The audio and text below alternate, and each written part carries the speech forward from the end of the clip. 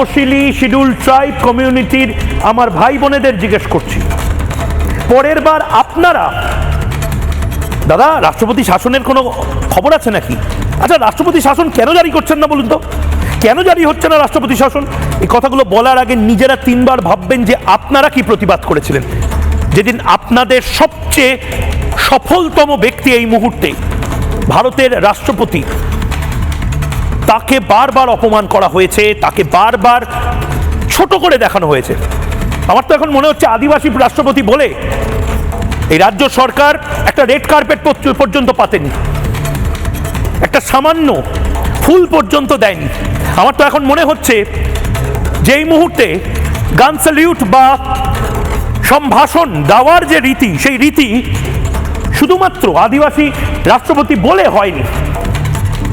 তপশিলি সমাজের মানুষজন খুব সাধারণ খেটে খাওয়া মেঠো মানুষ হন, তারাও নিশ্চয়ই জবাব চায় বাংলাতে। ময়ূককে দেখছেন, ময়ূক বড্ড ছোট সাধারণ একজন মানুষ, কিন্তু আপনারা এবং আমরা যদি এই সাধারণই থেকে যাই আর কিছু চোর, কিছু দুর্নীতিগ্রস্ত মানুষজন নেতা হয়ে এই ঔদ্ধত্যটা দেখায় আমাদের সবার প্রিয় দ্রৌপদী মুর্মুর সাথে। দ্রৌপদী মুর্মুর কি এসে গেছে? দ্রৌপদী মুর্মু কেন এসেছিলেন জানেন ওই গ্রামে? শুধুমাত্র এই বার্তাটা দিতে যে সাঁওতাল সমাজ যাতে মনে না করে ও ভারতের প্রেসিডেন্ট হেলিকপ্টার থেকে নামলেন, হেলিকপ্টার থেকে নেমে বড় লম্বা গাড়িতে, জানিস তো, বড় লম্বা গাড়িতে এসে শিলিগুড়ি থেকে চলে গেলেন। না, এই দেশটা এরকমভাবে তৈরি হয়নি।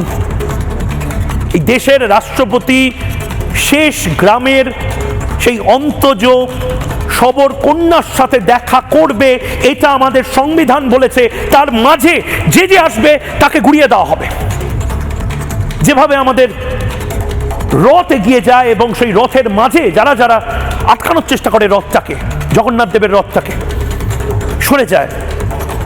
জগন্নাথ দেব যেভাবে শবরদের সাথে দেখা করেছিলেন, শ্রীরামচন্দ্র যেভাবে শবরদের সাথে দেখা করেছিলেন, ঠিক সেভাবে এই ভারত ভূমিটা শবরদের, এই ভারত ভূমিটা যাদের জল জমিন জঙ্গলের লড়াইটা যারা আমাদের অন্তত 1000-2000 বছর থেকে করেছেন, তাদেরকে আজ অসম্মান করা হচ্ছে। আমরা চুপ।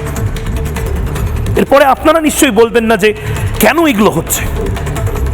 ময়ূকের প্রশ্ন, মমতা বন্দ্যোপাধ্যায় কি নির্দিষ্টভাবে আদিবাসী বিরোধী বলে আদিবাসী একজন রাষ্ট্রপ্রধানকে, রাষ্ট্রপতিকে এভাবে অপমান করলেন?